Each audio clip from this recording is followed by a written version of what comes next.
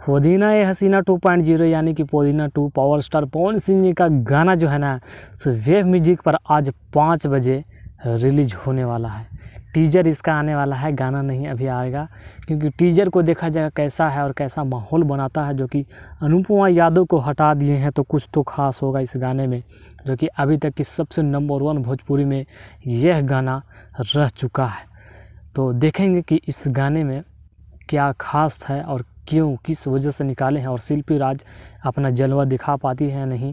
तो हम लोग को बेसब्री से इंतज़ार है। और इसका जानकारी हमें इसका म्यूजिक डायरेक्टर प्रियांशु सिंह अपने फेसबुक पर डाल चुके हैं और उसमें लिख दिए हैं कि 5 बजे इसका टीजर आउट होगा। तो आप लोग रेडी रहिए और बवाल मचेगा, यूट्यूब हैंग होने वाला है। तो भाई लोग पवन सिंह के फ़ैन हो तो पहले चैनल को सब्सक्राइब करो। इसी तरह के हमेशा लेटेस्ट अपडेट इस चैनल के माध्यम से आपको मिलता रहेगा। चलिए मिलेंगे अगली वीडियो में, तब तक के लिए जय हिंद जय भारत।